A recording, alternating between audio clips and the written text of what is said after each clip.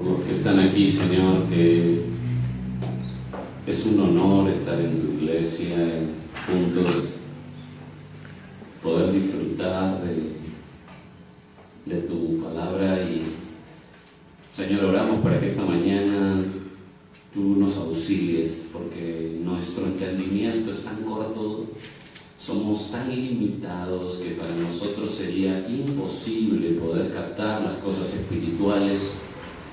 Pero tenemos la ayuda infalible de tu Espíritu, que es el único y verdadero maestro de la iglesia. Ningún pastor o líder puede adjudicarse eso. Tú eres el único maestro de la iglesia, y por eso que hacemos bien en someternos al escrito que está.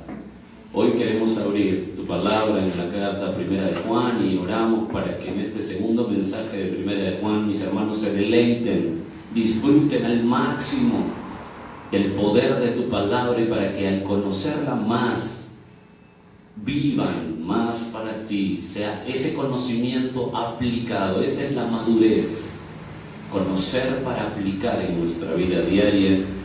Y nosotros, Señor, confiamos solo en tu Espíritu Santo para la aplicación. Señor, gracias. Auxílianos, por favor, con urgencia, en el nombre de Jesús. Amén. Amén. Bueno, ¿están listos? Vamos a ir paso a paso, recorrer hoy día. Vamos a ver la segunda parte de el primer tratado, ¿se acuerdan? Porque no es una carta en sí, no tiene las partes de una carta. La mayoría de autores serios coinciden que no es una carta, sino un tratado. También es muy difícil poder asegurar realmente hacia dónde fue escrito, pero es muy probable que haya sido escrita a las iglesias de Éfeso. No es a una persona en particular, son a varias personas, a varias iglesias quizá. Y vimos que estaba entre el año 90-95 la escritura, aunque también es difícil fecharla, pero muchos autores muy serios, muy correctos, hablan de esa fecha, muchos eruditos. Hoy entramos a la segunda parte de nuestro estudio. La primera parte tuvimos un largo recorrido, ¿se acuerdan? Por el contexto, vimos un poquito el contexto, enfatizamos el propósito de la carta, los cuales son la lucha con los falsos maestros. ¿Se acuerdan que aparecía el gnosticismo? ¿Se acuerdan? El gnosticismo, que fue después el gnosticismo en el segundo siglo, pero ya estaban dando los atisbos del gnosticismo. Y también vimos que el otro propósito de la carta era la aclaración a quién es creyente, quién es de verdad creyente, quién no es. Y había muchas confusiones. Entonces Juan, que era el último apóstol vivo, imagínense la autoridad de este hombre, el último apóstol de 90 y tantos años vivo. Vimos que el apóstol Juan era más viejo en edad, pero más confrontativo. Hoy es al revés. Hoy vemos que más bien los predicadores se hacen más viejos y se hacen más complacientes. Juan es al revés, se hace más viejo, más confrontativo. ¿Eres creyente o no? ¿Por qué? Porque él sabe la urgencia de que ya se va y que deja una iglesia que tiene que estar segura de quién es. En los 4 primeros versos, porque vimos eso solamente cuando vimos la primera carta a Juan, vimos la base de la comunión. ¿Cuál es la base de la comunión?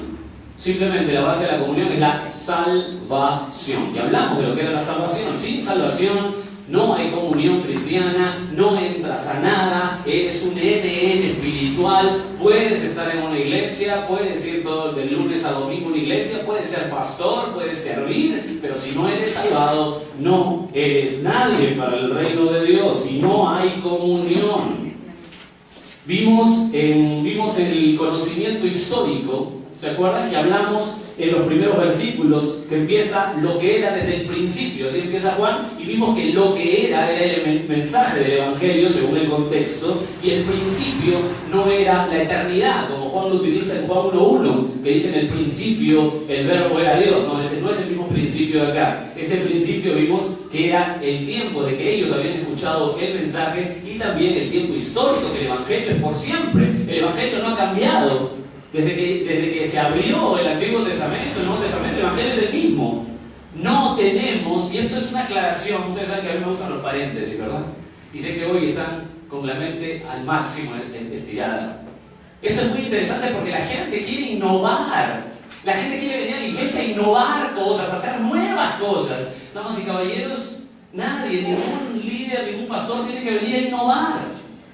El apóstol Pablo le explica a Timoteo, mira lo que yo he hecho y sígueme, sé fiel nada más, no innoves. Es penoso que hoy el cristianismo moderno quiera buscar nuevas formas para innovar. No hay que innovar. Hay que seguir la fidelidad de los que ya han venido atrás. Hay que seguir lo que hacen, nada más. Hay que predicar el Evangelio.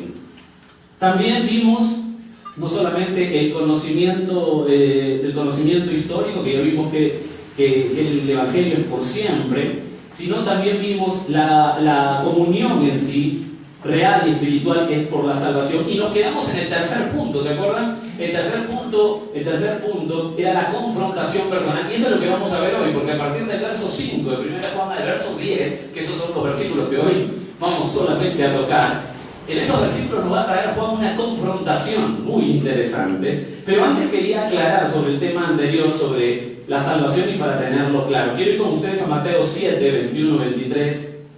A manera introductoria, Mateo 7 está hablando en el Sermón del Monte, y ahí dice algo tremendo. Esto es motivo de una predicación, pero déjame darte un poquito picarte a manera introductoria. Dice: no todo el que me dice Señor, Señor, entrará en el reino de los cielos, sino el que hace la voluntad de mi Padre que está en los cielos. Muchos me dirán en aquel día: Señor, Señor, ¿no profetizamos en tu nombre? Mira ese reclamo. Ese no es gente que está fuera de la iglesia.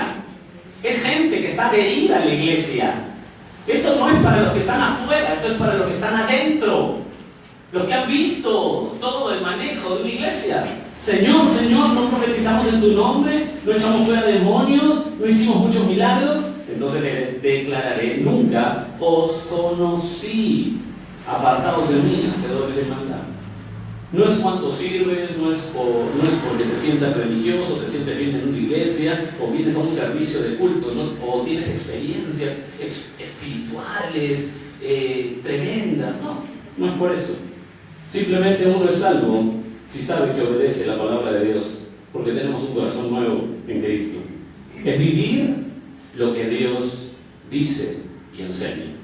Sabemos que somos de Él si queremos y anhelamos la santidad y hacemos lo que Él dice.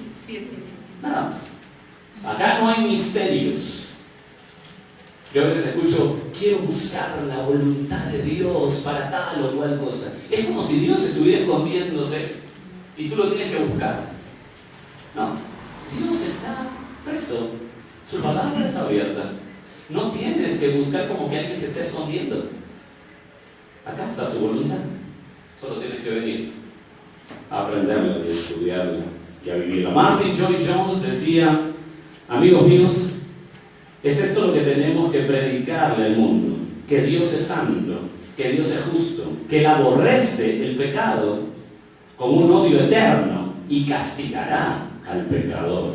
Fin de la cita. John MacArthur dice: la iglesia, escucha lo que dice este hombre, que vale la pena escucharle.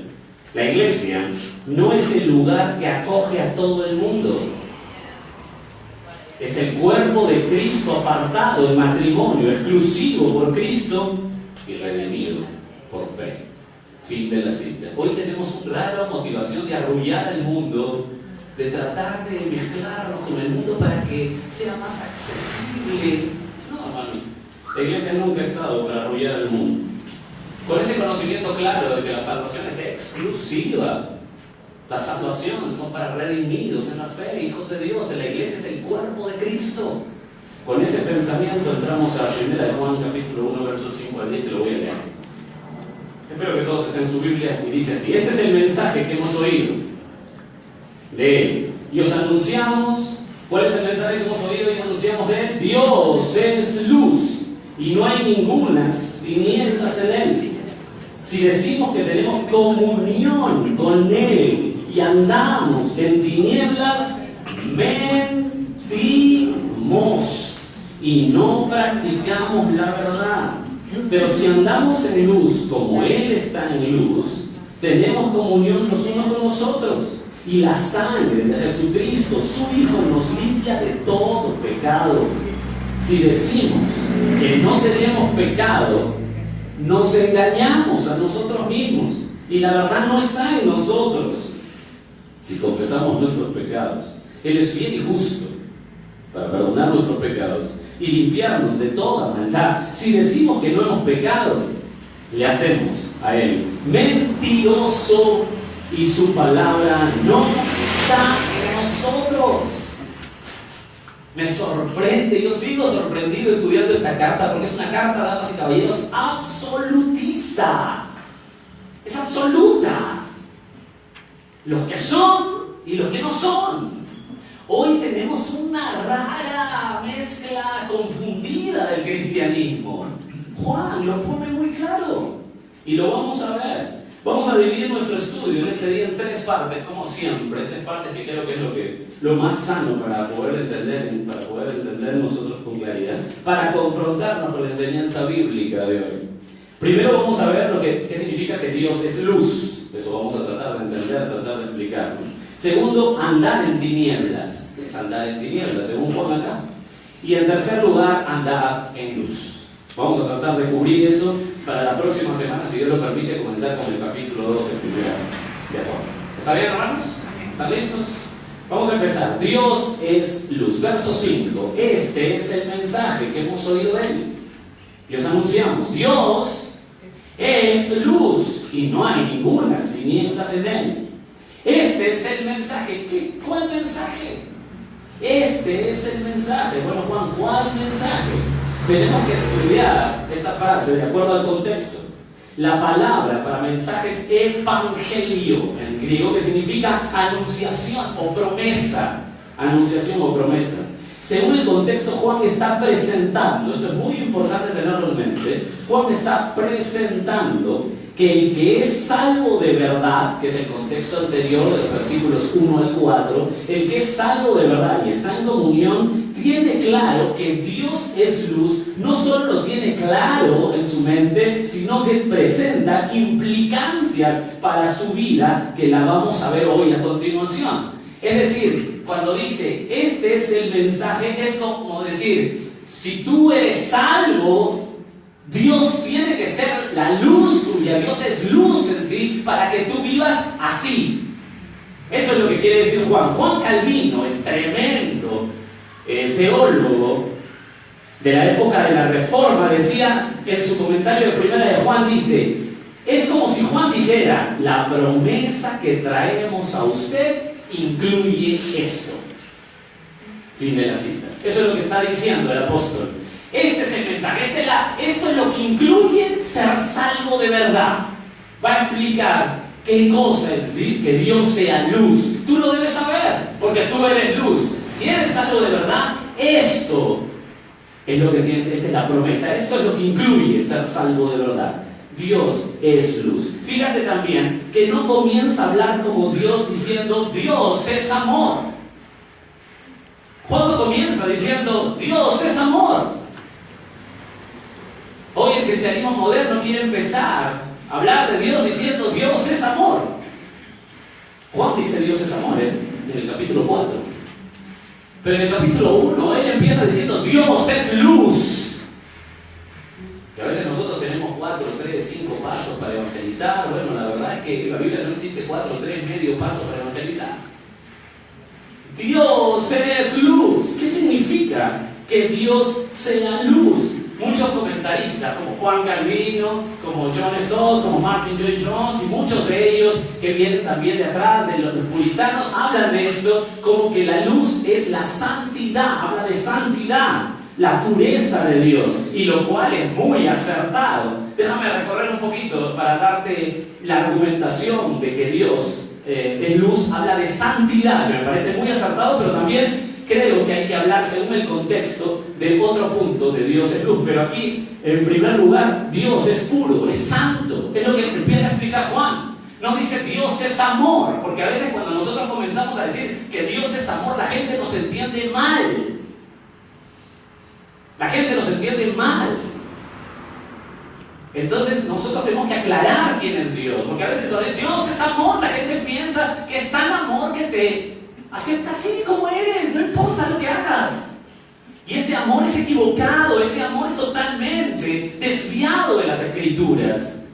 Entonces nunca tengas en la mente primero eso. Primero tienes que saber que Dios es santidad, es luz, pureza.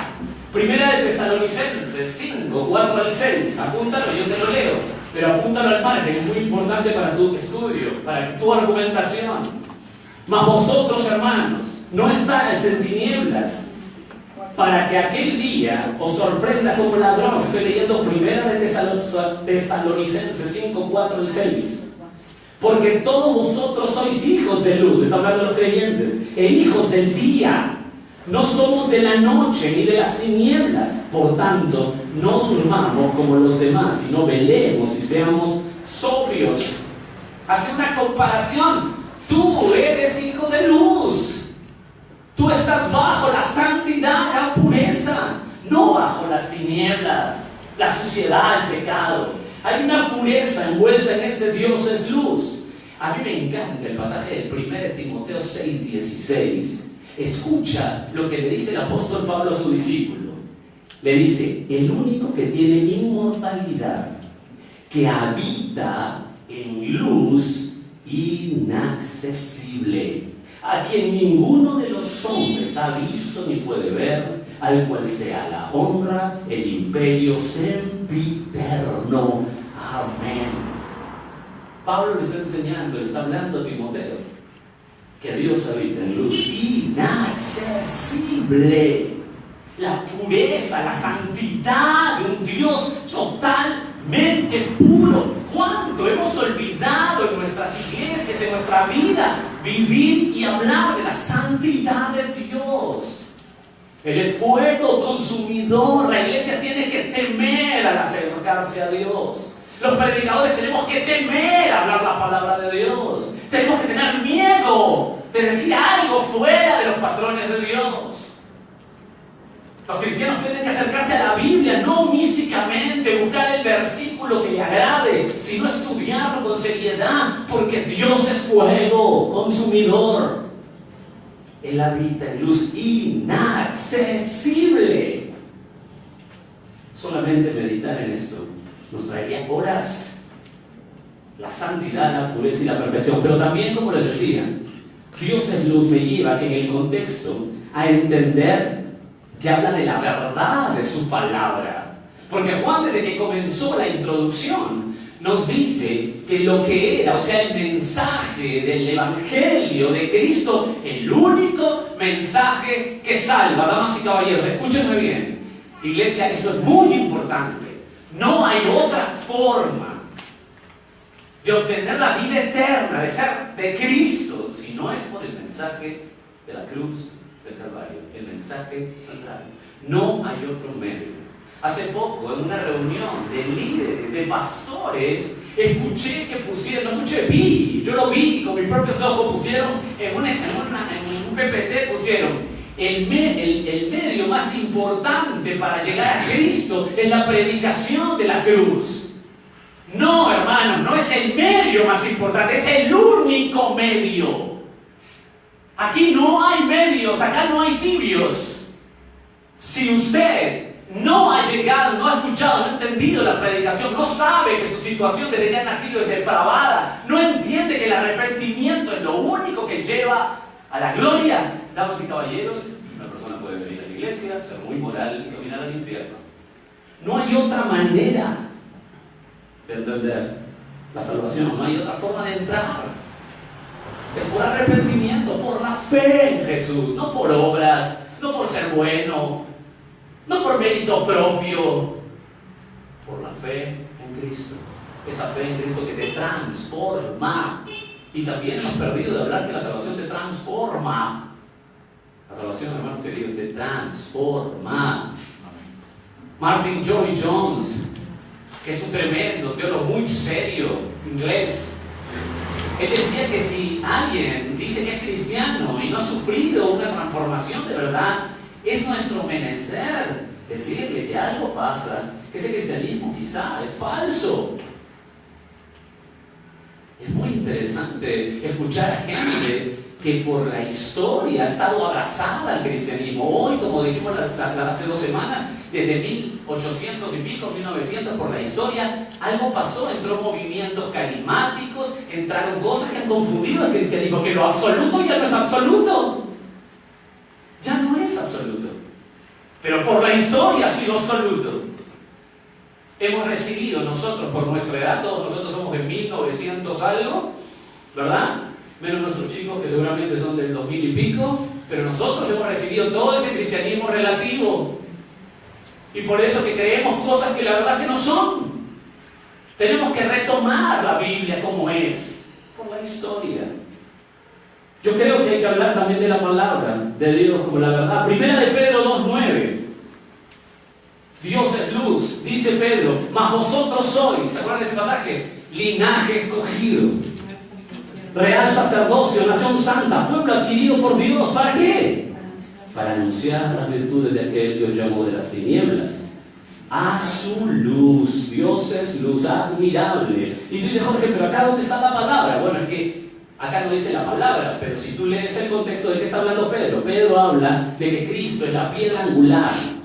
Y antes de hablar de la piedra angular, al inicio de este pasaje, de este contexto, dice él que el deseo verdadero del creyente es la palabra de verdad. Dice, acérquense, vengan como niños, ¿no? Como niños necesitados de la leche espiritual, no adulterada. Está hablando de la palabra de Dios, ese es el contexto. Y aquí dice que somos real sacerdocio, nación santa. ¿Para qué? Para anunciar las virtudes de aquel que nos llevó de las tinieblas a su luz, es decir, lleva la palabra de verdad.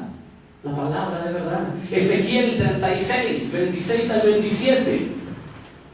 Os daré un corazón nuevo. Qué interesante. Y pondré espíritu nuevo dentro de vosotros y quitaré vuestra carne del corazón de piedra y os daré un corazón de carne y pondré dentro de vosotros mi espíritu. ¿Para qué va a hacer eso Dios? ¿Por qué va a hacer una operación en mi corazón? Dice casi 700 años antes que venga Cristo en el Antiguo Testamento. ¿Para qué? Para que andéis en mis estatutos y guardéis mis preceptos y los pongas por obra. Damas y caballeros, nadie obedece a Dios para ser aceptado por Dios. ¿Me escucharon lo que quiero decirles? Por favor, quiero que pongan en su mente. Nadie obedece a Dios. Si usted es verdadero creyente, no obedeces a Dios para ser aceptado por Dios. Ya eres aceptado. Tú obedeces porque tu corazón está cambiado. Nada más. ¿Me dejo entender? Si alguien manipula desde un púlpito, si alguien manipula de un liderazgo en un grupo o en una casa iglesia, alguien manipula y dice, bueno, tienes que obedecer para que agrades a Dios ser aceptado, eso es mentira, eso es legalismo. Tú obedeces porque eres de Él. Si no quieres obedecer o no quieres entender que no eres de Él, porque si no tienes el Espíritu Santo, no tienes un nuevo corazón, no quieres obedecer, pues lógico. ¿Por qué haces esa operación? Para que yo lo obedezca. Para que yo lo obedezca. No sé por qué tenemos tanto hoy en el cristianismo que manipular. Si la verdad es que el que no es, nunca va a obedecer. Mis queridos, el que tiene la luz de la verdad de Cristo en su vida no puede ser igual. Por favor, la Biblia rechaza la gracia barata. Ven a Cristo, levanta tu mano, eres de Él, vive como quieres. Total, ya eres de Él, ya eres salvo, un día te salvaste, te bautizaste, ya. No importa cómo vives hoy. No. El cristianismo no ha sido así. La Biblia no da derecho a eso. El que es de Cristo es transformado. Y como vamos a ver, no es perfecto, no que no se equivoque, no que no pegue, pero su manera de vivir en santidad es otro, su corazón es otro, como lo vamos a ver, como el mismo Juan lo explica. El mismo Dios que hace temblar la tierra. Déjame darte unos pasajes que quiero que apuntes. El mismo Dios que hace temblar la tierra, el Salmo 114:7. Es el mismo Dios que hace que los huesos se armen en Ezequiel 37. Es el Dios que hace que lo inanimado, lo que no tiene vida, se estremezca. Isaías 6. Que causaba espanto en el Nuevo Testamento. Lucas 5:9. ¿Cómo? Si Él hace que la tierra tiemble, si hace que se armen los huesos en Ezequiel 37, si hace que los quiciales de la puerta se estremezcan, si hace espantar al mismo apóstol Pedro en su presencia, ¿cómo vamos a entender que el Dios que entra en nuestra vida no hará en nosotros? Él hace temblar la tierra. Si yo lo conozco, ¿tú crees que no va a cambiar mi vida, mi corazón? ¿No va a hacer temblar mi corazón, mi vida? Lo va a cambiar todo. ¿Cómo podemos creer en un Dios que entra al corazón de alguien, pero no alguien sin igual? No puede ser. No puede ser. ¿Cómo no va a mover mi vida? Déjame darte un pasaje emocionante. Y quisiera que vayas ahí para poder hablar juntos de ese pasaje. 2 de Corintios capítulo 4. 2 de Corintios capítulo 4, del 4 al 6. Me encanta este pasaje, cómo habla de la luz y cómo nos lleva a todos al Génesis. Dice 2 de Corintios 4, 6, en los cuales el Dios de este siglo cegó el entendimiento de los incrédulos, para que no le resplandezca la luz del Evangelio de la gloria de Cristo, el cual es la imagen de Dios. Porque no nos predicamos a nosotros mismos, sino a Jesucristo como Señor, amo, y a nosotros como vuestros esclavos, por amor de Jesús. Porque Dios, escucha, que mandó que de las tinieblas resplandeciese la luz, es el que resplandeció en nuestros corazones para iluminación ¿de qué? Del conocimiento de la gloria de Dios en la faz de Jesucristo. ¿Sabes? Este versículo está haciendo un paralelo, o sea, está estudiando la salvación con respecto a Génesis 1.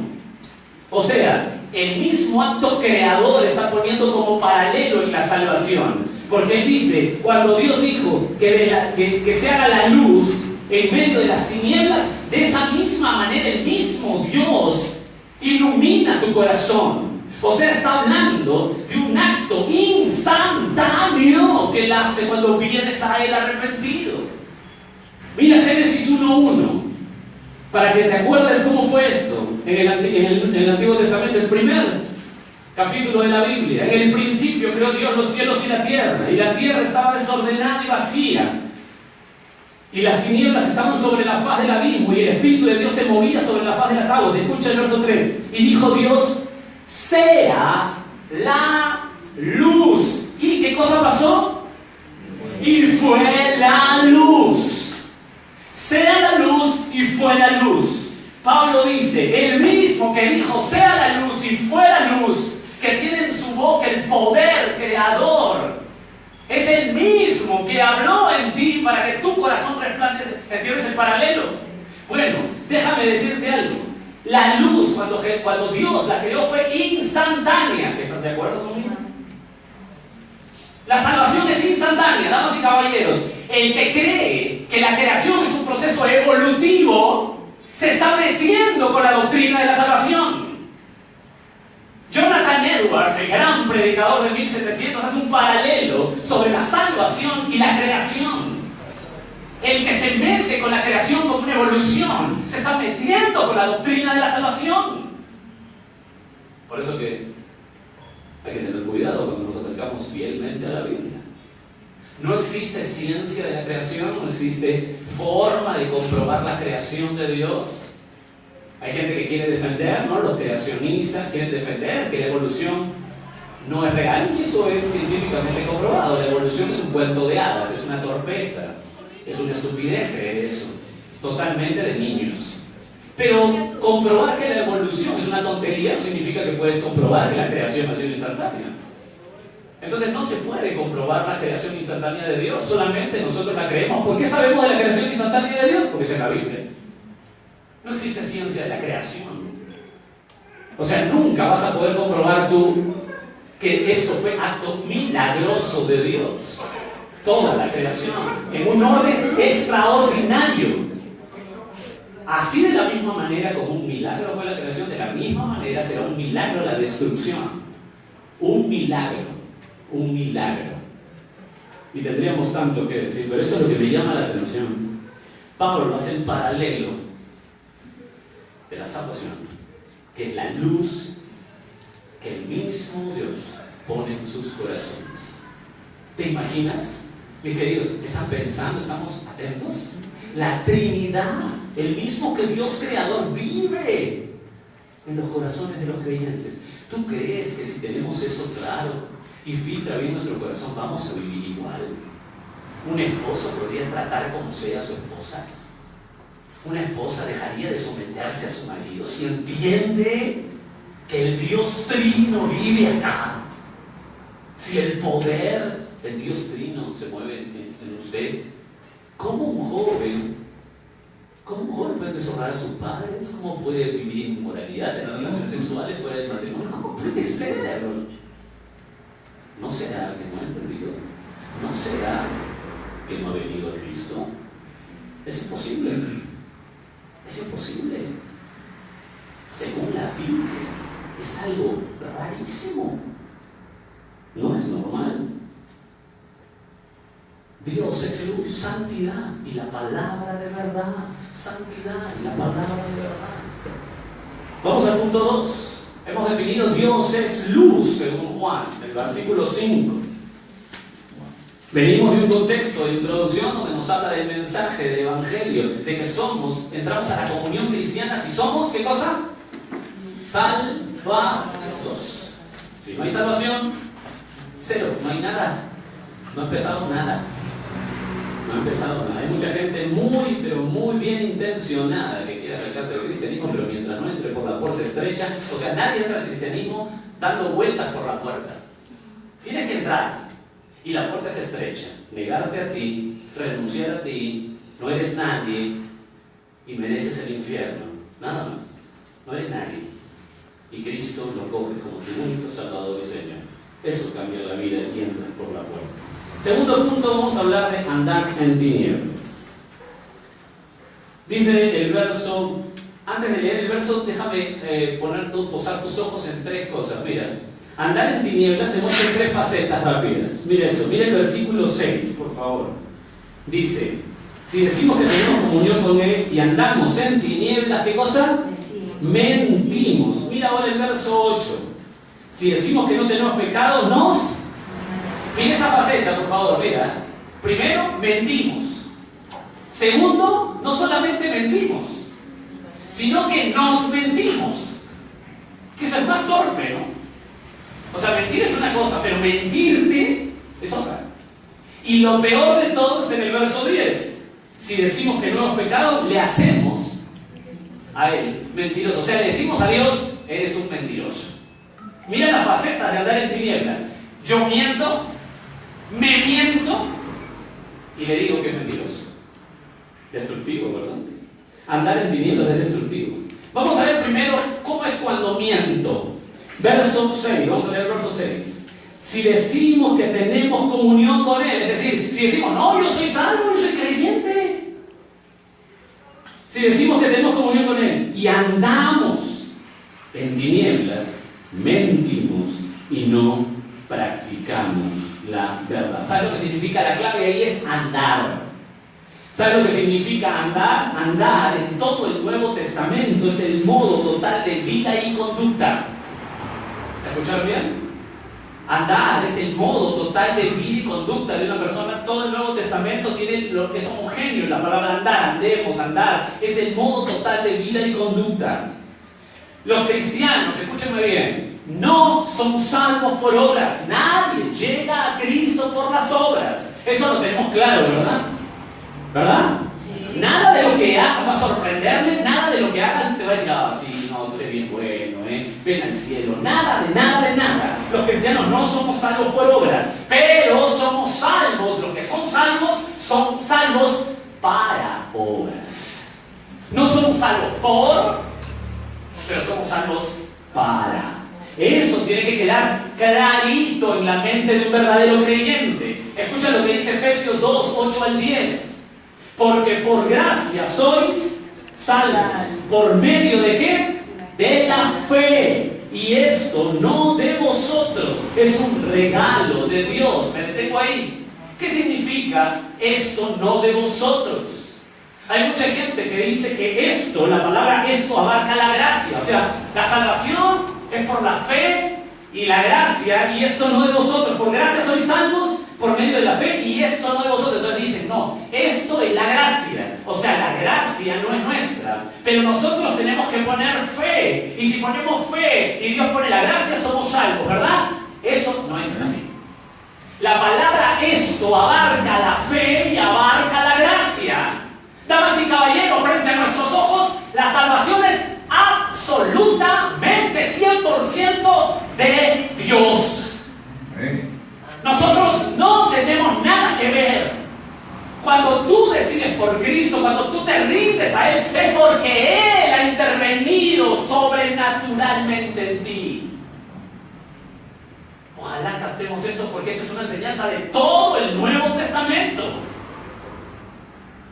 Por gracia sois salvos por medio de la fe. Y esto, la palabra esto es todo lo anterior.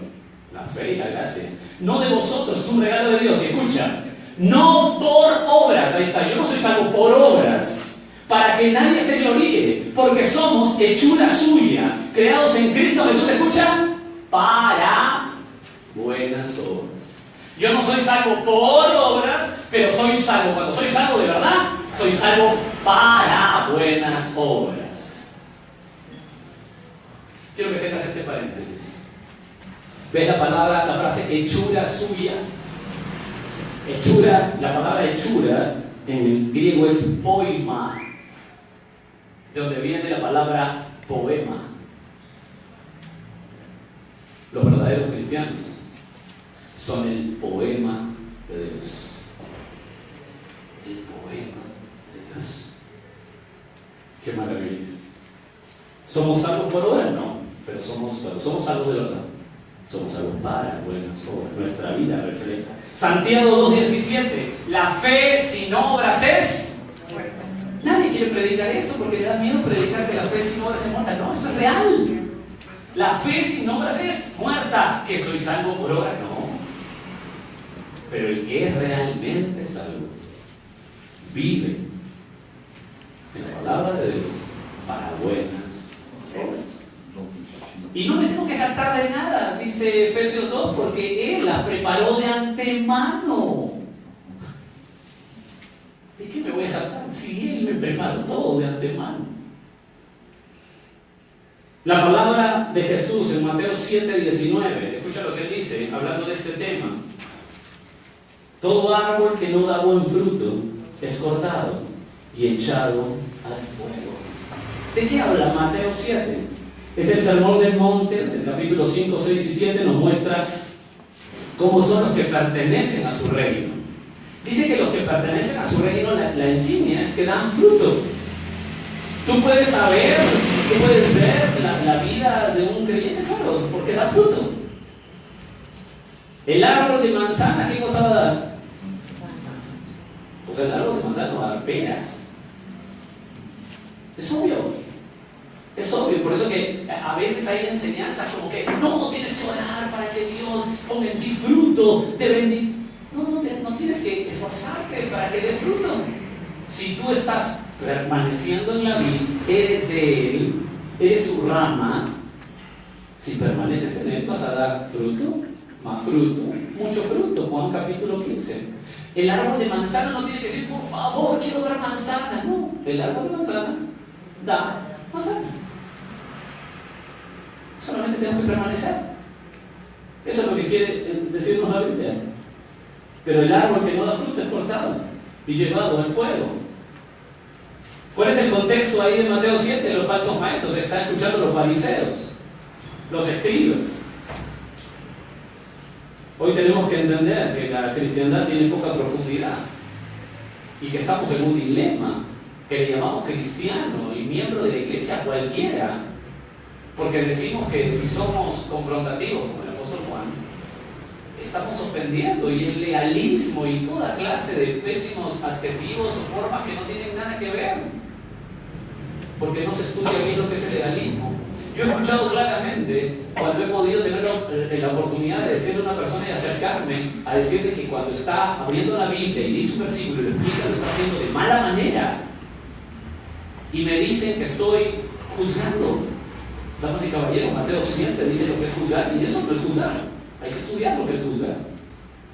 Tenemos que nosotros meternos que la Biblia nos lleva a entender que el verdadero creyente vive aferrado, agarrado a Dios, y quiere agradarle porque su corazón está cambiado.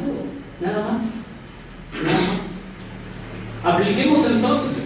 Vamos a aplicarlo. Ya conocemos lo que se está viviendo ahí. El contexto son los falsos maestros, la iglesia confundida. Juan está explicando que los que no viven dando fruto, no son. Te haces mentiroso, eres mentiroso, dices que tienes comunión, pero vives sin fruto, te haces mentiroso, estás mintiendo.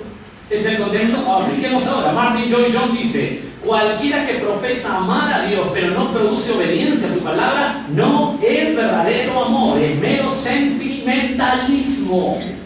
Fin de la cita. Si no produce tu vida obediencia a Dios, es sentimentalismo puro. Si no hay fruto, damas y caballeros, no soy creyente. Estoy mintiéndole a la gente. Estoy mintiendo. ¿Cómo sé que doy fruto o no?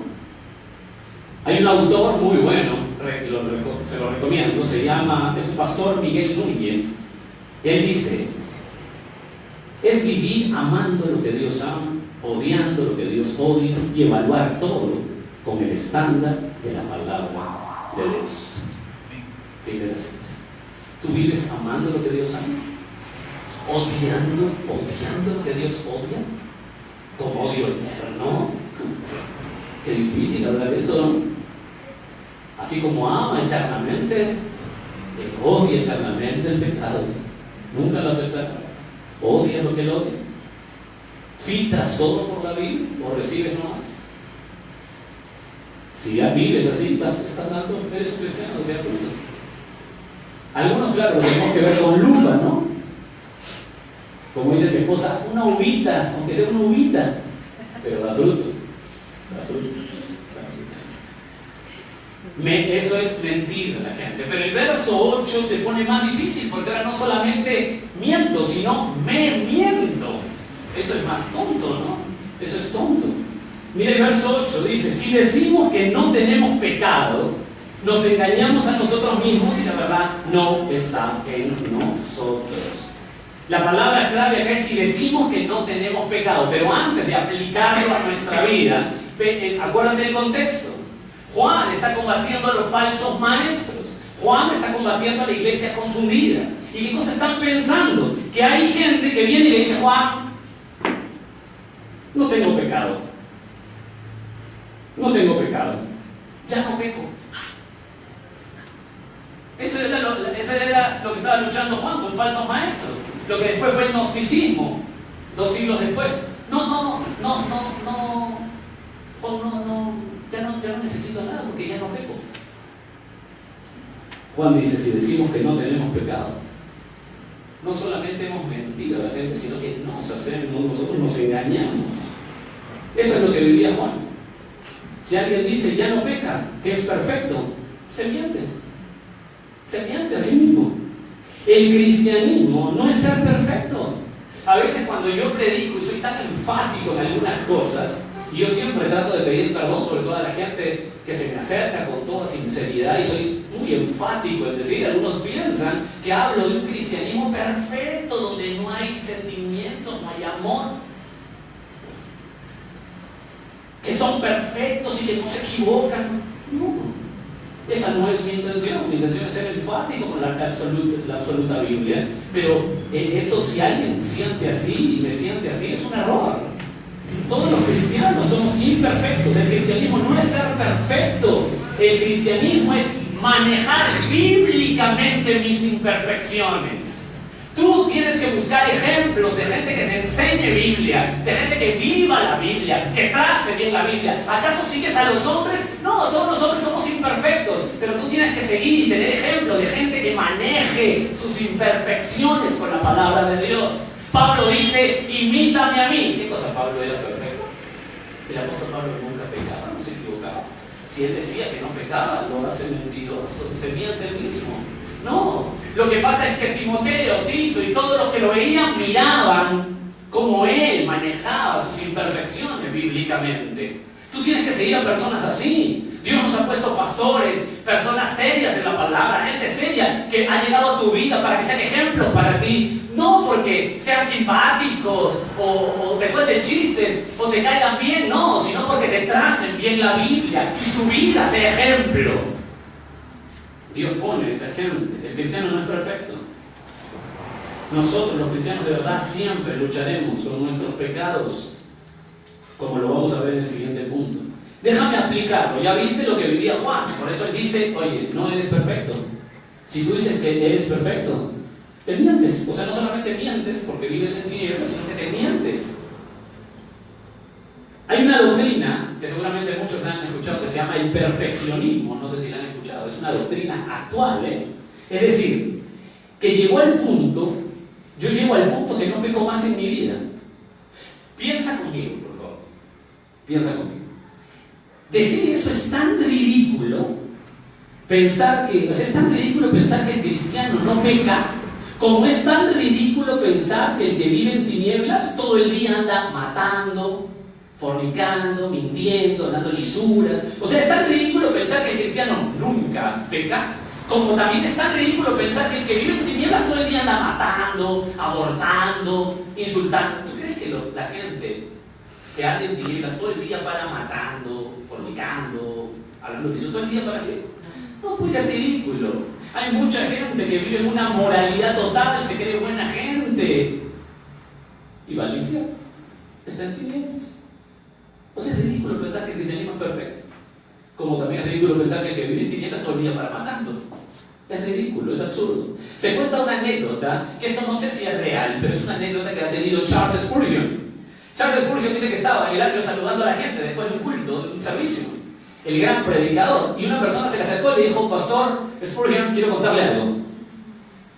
Ya no peco más. Y Spurgeon lo miró y no sabía qué hacer. ¿Sabe lo que hizo? Se le acercó y le metió un pisotón. Imagínate, el pastor metiéndole un pisotón. Y el tipo sintió el pisotón y empezó a insultarlo. Y le dijo, ve, sigue pecando.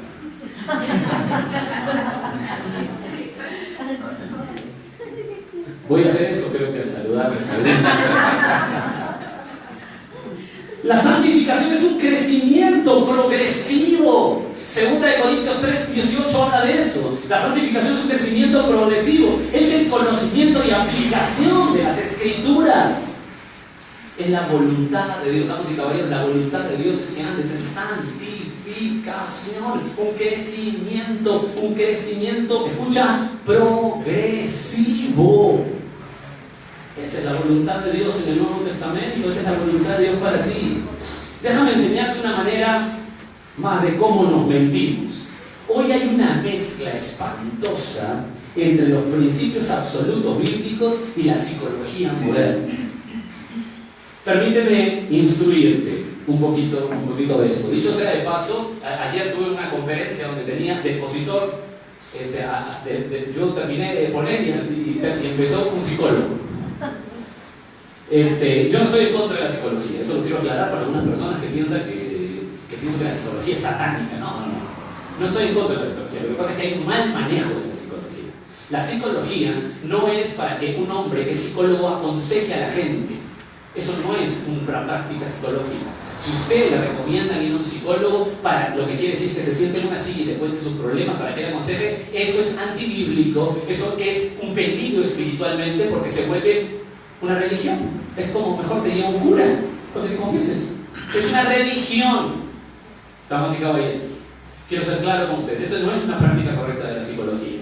Hay muchas cosas que tendría que explicarles, que me he metido a estudiar para poder hablar de esto, pero esa no es una práctica correcta. La práctica correcta es que la psicología es como el terapista del médico. El psicólogo no es médico. Entonces tiene que esperar la receta del médico para poder, digamos, hacer los masajes. Por ejemplo, hay una enfermedad que se llama Asperger, seguramente algunos lo conocen, donde el médico receta y el psicólogo tiene parte ahí cuando recibe la receta del médico para hacerle los tratamientos adecuados a esa persona. Esa es la psicología que puede ayudar, y de TS, hacer de vocación puede ser. Pero para aconsejar a la gente, ser psicólogo significa aconsejar a la gente, eso es totalmente fuera, porque la psicología, los patrones son antibíblicos, son totalmente antagónicos. Déjame darte un ejemplo. Ayer enseñé que los hijos son depravados de nacimiento. Que cuando van creciendo, y ese hijito que tú lo crees lindo, hermoso, un hijito obediente, y es más grande y engaña a su esposa en su matrimonio y destroza a su familia, ese niñito no es que creció y de pronto sus amiguitos lo maltrataron y se puso mal, no. Ese niño ha nacido pecador. Y cuando es grande es su responsabilidad frente a Dios, su pecado. Eso dice la Biblia. Pero la psicología, ¿qué hace? La psicología te lleva atrás y te dice que en tus genes, tu trauma de no, lo que pasa es que engañó a su esposa porque su papá no lo quería. Su papá no lo quería. Entonces quiere decir que todos los que estamos acá y que su papá no lo quería, psicológicamente pueden engañar a su esposa. No hay problema, pues. No. La Biblia no dice eso, la Biblia lo llama pecado. ¿Cuál es la mezcla espantosa que yo quiero advertirles, y con todo mi corazón y con todo mi amor? Es que hay gente que quiere retroceder, conocen a Cristo, pero dicen, no, yo todavía conozco a Cristo, sí, pero tengo traumas del pasado que todavía me afectan. Si tú crees eso, estás despotricándote la Biblia. La Biblia dice que el que está en Cristo es una nueva creación. Las cosas viejas, no han pasado tanto. Yo no puedo ponerme así con la Biblia. Ya pasó, ya se acabó, Jorge, pero todavía tengo eso. Eso se llama recuerdos. Porque cuando uno llega a Cristo, el pecado se va a los miembros, la imaginación, los sentimientos, los pensamientos, los sentidos. Entonces tú tienes recuerdos. ¿Qué tienes que hacer? Salmo 119. ¿Con qué cambiará el joven su camino? ¿Con qué lo limpiará? Con la palabra de Dios. Caminos son surcos mentales. El problema de tu vida y mi vida son los recuerdos que tenemos. No que tenemos traumas, y por eso que todavía yo grito a mi esposa porque siempre niño escuché a mi papá gritar. Entonces ya soy de Cristo, pero sigo gritando. No. Eso es una combinación espantosa. Al pecador le dan respiro. No, tú no tienes la culpa, es el trauma del niño.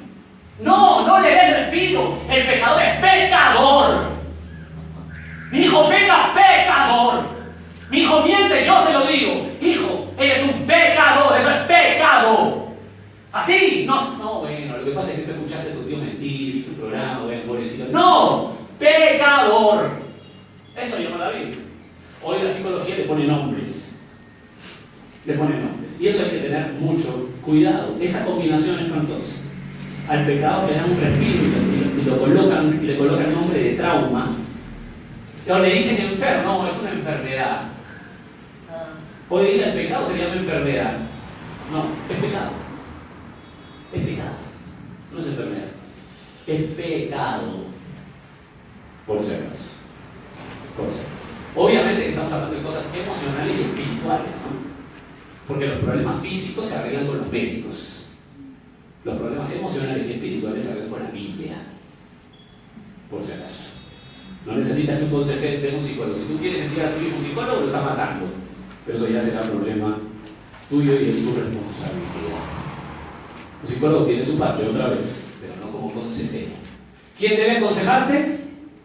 ¿Mi hermanito que me cae bien? No, un teólogo, una persona que sepa teología correctamente. Porque el consejo tiene que ser bíblico. No puede ser lo que siente. Pues si no, mejor nos aconseja Radio Ritmo.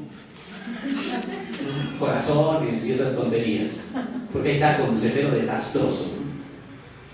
Bueno, eso quería hacer. Así me miento. Hay gente bien intencionada. Hay mucha gente bien intencionada que se miente. Bien intencionado, no, que vamos al psicólogo cristiano. No sé dónde está esa frase. ¿O qué es eso? No existe eso. Tenemos que ser claros. Los psicólogos correctos, bíblicos, te dicen que la psicología es antagónica. Los que son correctos, los que son bíblicos. Tú sabes que el 70% de los problemas de los jóvenes son abusos en casos psicológicos. ¿Sabías tú eso? Yo me enteré hace poco. Con razón que están llenos los consultorios psicológicos. Están ganando plata con lo que no deben hacer. Es como que un pastor te cobre por aconsejarte. Dicho sea de paso, si algún pastor te cobra por aconsejarle, por favor salga ahí corriendo, ¿no? Eso es una estafa, ¿no? Bueno, eso también. No solamente miento, sino que me miento. Y en tercer lugar dice, lo hago mentiroso. Mira el versículo 10. Si decimos que no hemos pecado, le hacemos a él mentiroso y su palabra no está en nosotros. Esto es peor, le hacemos a él. Juan Calvino comenta sobre este texto, dice, los que reclaman la pureza para sí mismos blasfeman a Dios. Fin de la cita. Acá dice, si decimos que no hemos pecado, oye, pero yo no soy tan malo, ¿eh? Juan Calvino dice, los que reclaman pureza para sí mismos están blasfemando contra Dios. Están blasfemando contra Dios. Piensa el contexto. Están con falsos maestros que están diciendo, no, ese pecado no es tan malo, no eres tan malo. No eres tan malo. Está en el contexto de una iglesia confundida, que están viendo todo el ambiente, que viven como sea en la sociedad, y ellos dicen, ¿pero acaso estará mal ir a una discotequita? ¿Acaso estará mal unos traguitos ahí? Porque bueno, yo... Así están. Y el cristianismo hoy coquetea igual. No está tan mal, no. Está mal, nada más. Los que reclaman pureza para sí mismos blasfeman a Dios. Lo hago mentiroso. Yo no peco, no soy tan malo. Y eso está viviendo Juan, imagínense. ¿Por qué estamos viviendo eso? Vamos a aplicarlo y ustedes saben el contexto. ¿Por qué es terrible esta mentira? Porque estás pisoteando la obra de la cruz. Su redención entonces no sirve. Bueno, como yo no soy tan malo, entonces quiere decir que la cruz que dice que ha ido Jesús a la cruz por tu depravación, ¿para qué es? ¿Para qué Jesús se sacrificó tanto? Entonces lo estoy haciendo mentiroso. Este es un mentiroso. Toda su obra, todo lo que dice es mentira. Es una exageración, como piensan muchos, ¿no? La palabra de la cruz es locura, lo que se pierde. Es una tontería. Está exagerando Jesús. ¿Para qué murió tan feo? ¿Acaso soy tan malo? Sí. Eres peor. Soy peor de lo que creo. ¿Por qué ocurre esta corriente para aplicarlo hoy? Porque hay una corriente que se llama la corriente de teología natural. Claro, la han maquillado y ahora ya no se llama teología natural, ahora se llama misericordia amplia. Qué lindo suena, ¿no? ¿Qué significa la misericordia amplia? Hay quienes creen que las personas se están salvando sin el Evangelio. Entonces tienen experiencias de misioneros que cuentan que han llegado y son salva a la gente sin el Evangelio. O sea, su razón puede ascender a ajustarse con Dios. O sea, yo por medio de mi razón, viendo la creación, entonces yo puedo ajustarme con Dios. Obviamente al creer esto ya no es importante el Evangelio. Ya minimizamos el Evangelio, no somos tan malos, podemos llegar a Dios en la proclamación del Evangelio. Si yo a mi amigo del trabajo no le predico a Cristo, pero me porto bien con él llegará a Cristo porque verá que soy bien bueno. No, nadie llega a Cristo porque eres bien bueno. La gente llega a Cristo por la proclamación del Evangelio, nada más. Pero bueno, eso tenemos. Entonces ya no es importante el Evangelio, mejor nos dedicamos a hacer buenas cosas, morales, bonitas, ya no confrontamos a la gente con su pecado, así se van felices al infierno. Como he citado antes, Juan Pablo II dijo, todos los que vivan una vida justa serán salvos, aun los que no creen en Jesús. Fin de la cita. Lo hacemos mentiroso, terrible, ¿verdad? No soy tan malo. Puedo llegar a Jesús a mi modo. Sí, usted es pastor, pero usted pues, es un pastor, pues. Yo vivo a mi modo con Dios. Yo tengo mis propias cosas con Dios. Lo hacemos a él, Dios, terrible, ¿no? Vamos a hablar del punto 3 para terminar. O tratar de terminar. Andar en luz. Verso 7. Ya hemos visto, en primer lugar, Dios es luz. Segundo, andar en tinieblas. Y ahora vamos a ver andar en luz, lo que explica el apóstol aquí en los versículos que nos faltan. Pero si andamos en luz, dice el verso 7, como Él está en luz, tenemos comunión los unos con los otros. Y la sangre de Jesucristo, su Hijo, nos limpia de todo pecado. Verso 9, escucha ese verso 9 que muchos se lo saben de memoria. Si confesamos nuestros pecados, Él es fiel y justo para perdonar nuestros pecados y limpiarnos ¿de qué? Toda maldad. Fíjate por favor el verso 7 y el verso 9 que habla de limpieza, limpiar, limpiar, limpiar. La palabra limpiar ahí es catarizo, en el griego que habla, que es la raíz de la palabra catarsis. ¿Has escuchado catarsis? Bueno, catarsis es purificación, habla de una purificación completa. ¿Cómo sé que ando en luz? ¿Cómo sé que ando en luz? ¿Sabes cómo sabes que andas en luz? Porque enfrentas cada día tus pecados. Yo soy culpable. No le echo la culpa a mis traumas pasados, no le echo la culpa a los vecinos, no me quedo callado y solapeo mi pecado. Si he mentido, bueno, ya Dios entenderá que mentí, perdón, no. Señor, soy culpable, soy culpable. Esto, hermanos, es tan importante y parece tan simple, pero es tan importante porque tú tienes que entender que el verdadero creyente está en constante entendimiento de su pecaminosidad. Es una lucha constante y dice, yo soy culpable, yo soy culpable. Y uno dice, ¿cómo? Pero yo ya me arrepentí. ¿Por qué fuiste salvo? Dice de Efesios 2, por la fe, ¿verdad? ¿Verdad? Si eres salvo por obra, no eres salvo. Por la fe, ¿verdad? ¿Cuándo termina tu fe? ¿Ha terminado tu fe? No ha terminado tu fe continúa. Continuamos por fe. Empecé mi caminar arrepintiéndome y confesando mis pecados por fe, entonces así sí tengo que seguir. Por la fe así sigo confesando mi bajeza delante de Dios. Empecé por fe y sigo por fe. Por fe acepté mi pecado, soy culpable y sigo por fe. Tengo que seguir diciendo que soy culpable cuando soy culpable. No tengo que maquillar mi pecado. Si hablé mal, si mentí, tengo que decir, Señor, perdón, mentí, soy un mentiroso, soy culpable, estoy de acuerdo contigo, soy culpable, tu ley es perfecta, soy culpable.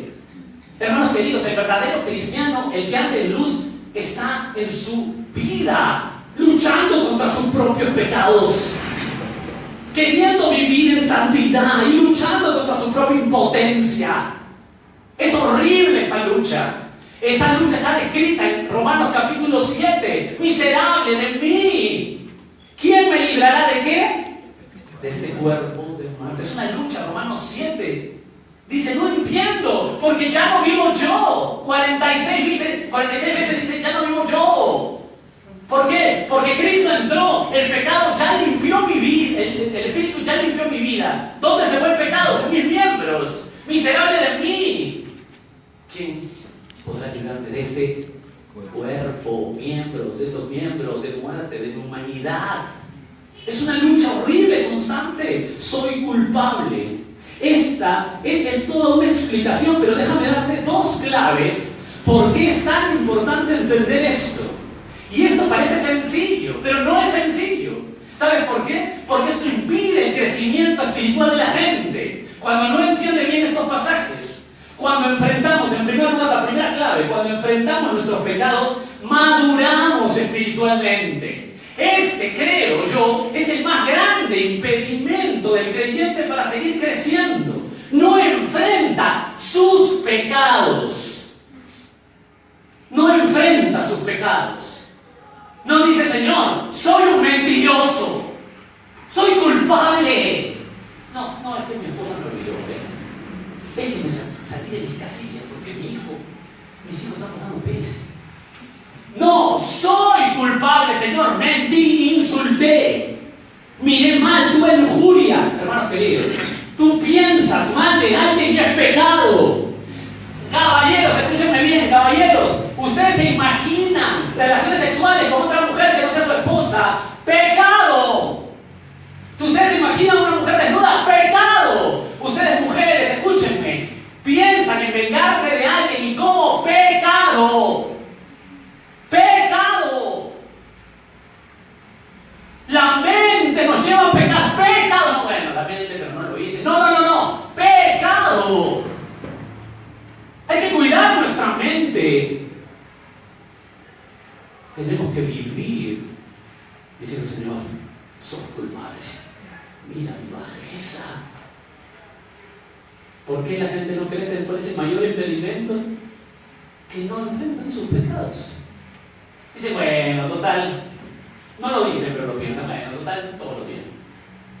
Hay que enfrentar el pecado y eso va a ser doloroso para nosotros cada día, porque amamos a Cristo.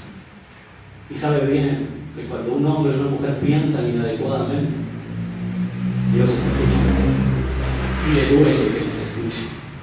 Hay gente que dice, qué lindo que Dios me escuche. Sí, pero también qué miedo, porque también te escucha lo que piensas.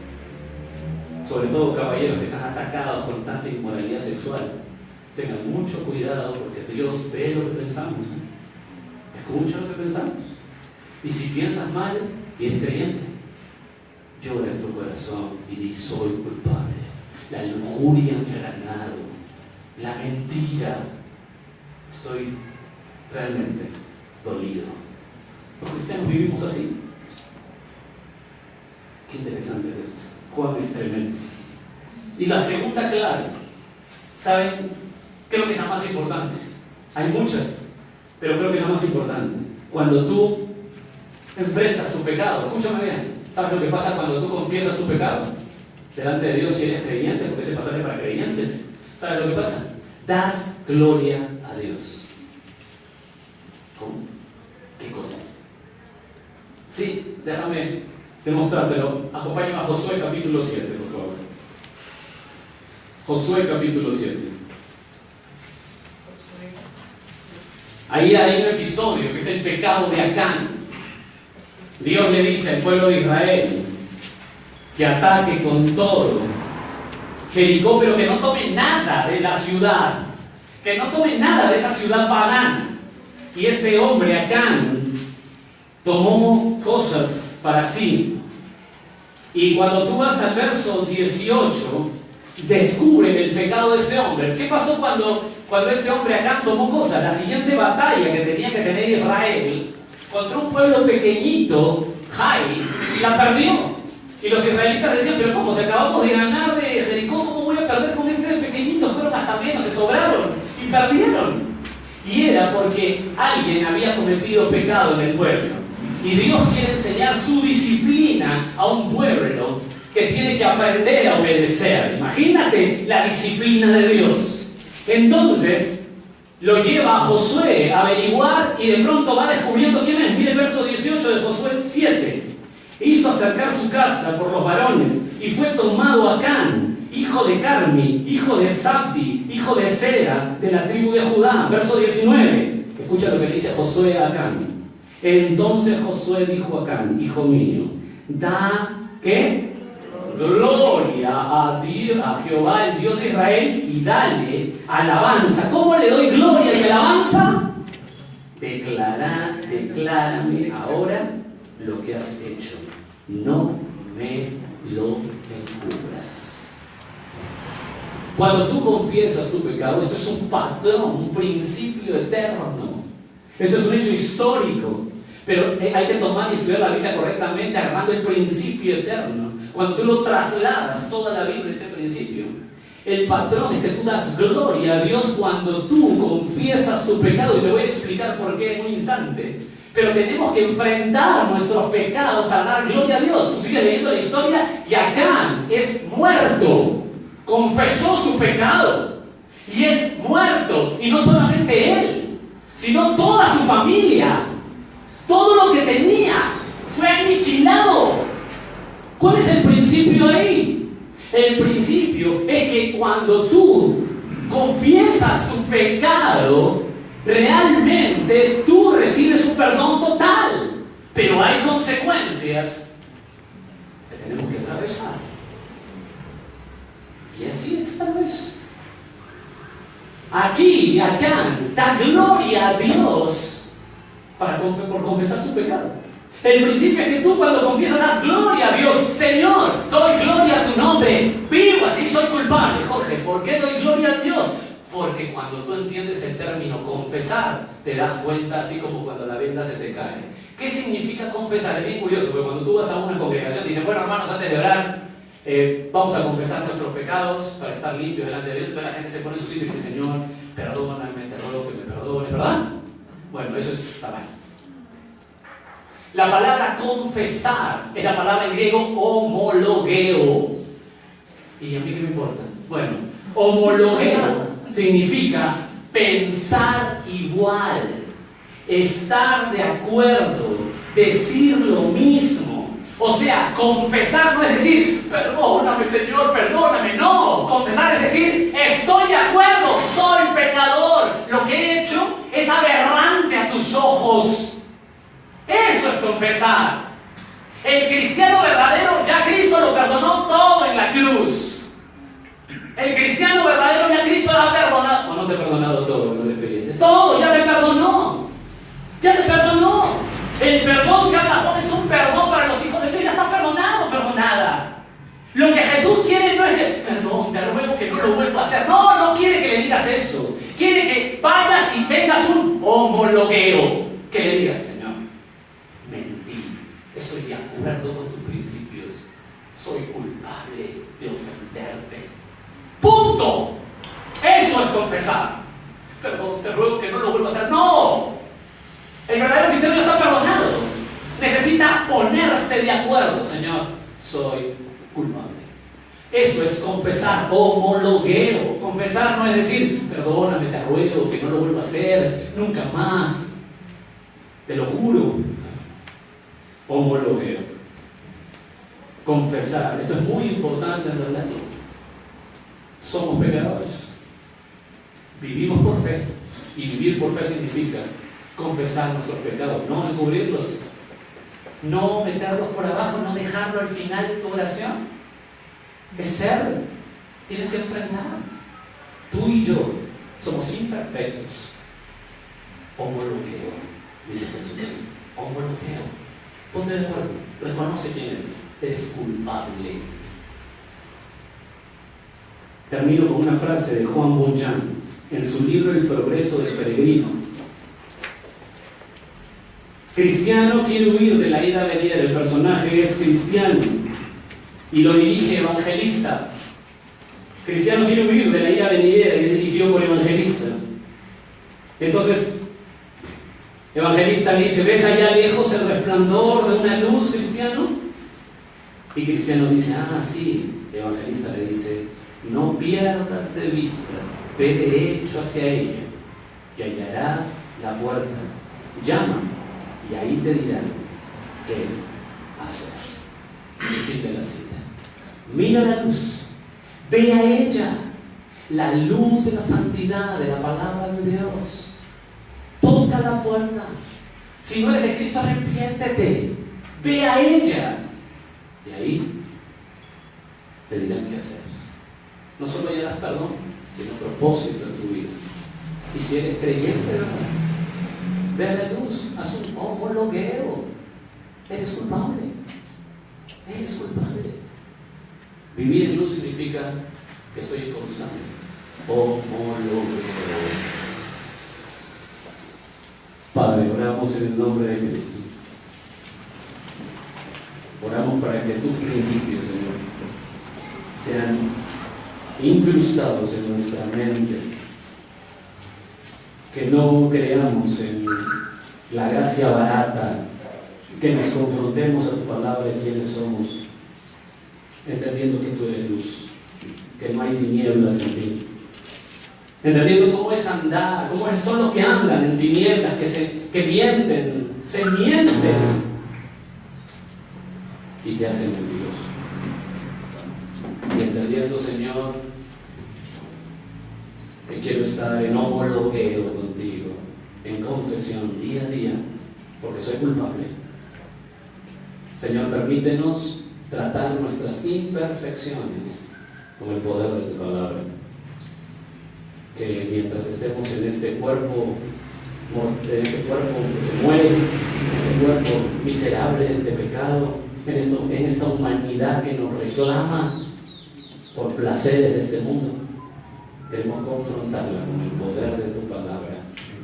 Que seamos primero sinceros con nosotros, que estemos en homologueo, Señor, que no estemos pidiéndote ruegos ni haciéndote promesas tontas que no vamos a cumplir, pero que siempre estemos poniéndonos de acuerdo contigo que somos culpables y que confrontemos y enfrentemos nuestros pecados, que los tenemos ahí bien ocultos, que ni siquiera queremos mencionarlos. Señor, que no impidamos nuestro crecimiento delante de ti, porque tú eres luz y a ti no te miente nadie. Temblamos ante tu palabra. Oramos en el nombre